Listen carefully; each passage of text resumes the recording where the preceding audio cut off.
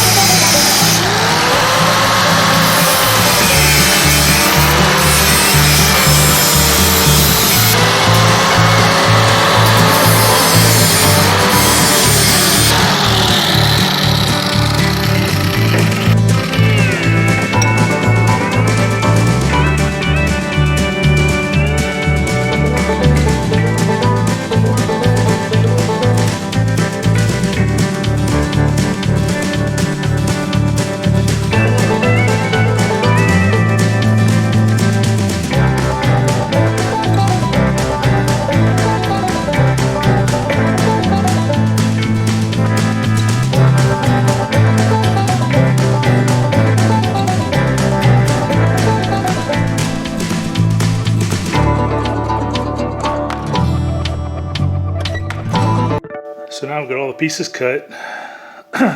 Piece of pipe is cut, grooved, notched, and I've worked on, got these welded on, had to grind them down so they fit okay. There's actually not as much leeway as you think, but then it gets in there and it holds up really good. Put on a washer, lock washer. That's it. And another one. On a washer. Like I said, this is what Billy McCullough came up with. Billy and Gabby, they used to bring them to the blacksmith shop for ironing the hat. And I asked Gabby if she'd mind if I continued making these, kind of in Billy's honor.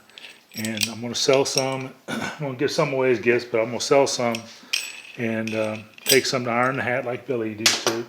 And I'm also going to take whatever profits I get off of this and put it toward a scholarship that they've got in Billy's name, along with Joe McDonald, who's another guy that passed away.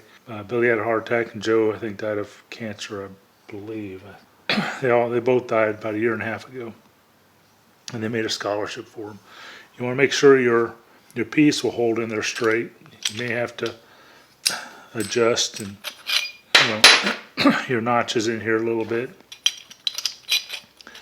so that it holds it in there straight.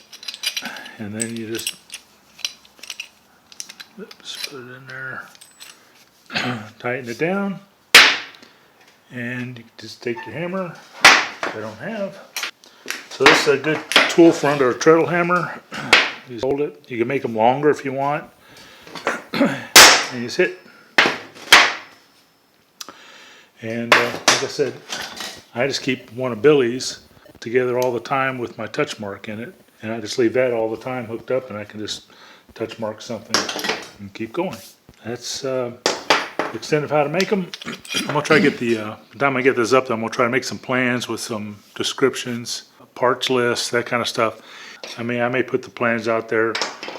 I decide. I may put them out there for free, or I may put them out there for just a $1 or something, and I use that to put toward a scholarship fund too. Like I said, it's going to a good cause. I'm not trying to just gouge people and make money. I'm trying to do stuff and help the blacksmith community and help scholarship for new blacksmiths that are coming in. I hope you all get a chance to try to make some. I'm going to make some more, put them on my Etsy page. I'll put an order form. If I get enough orders, I'm going to turn these, I'll get these, instead of taking washers and drifting them, which is a major ordeal, I may try to cut them with a torch. I don't have a plasma cutter. Either get somebody to do it for me if it doesn't cost a whole lot, because I'll just have to add that to the cost, and I don't want to do too much.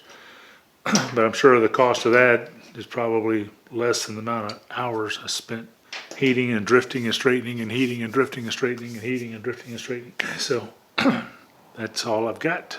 Like I said, check the links below, and remember Billy McCullough and his family and everything he did for the help of the blacksmithing community.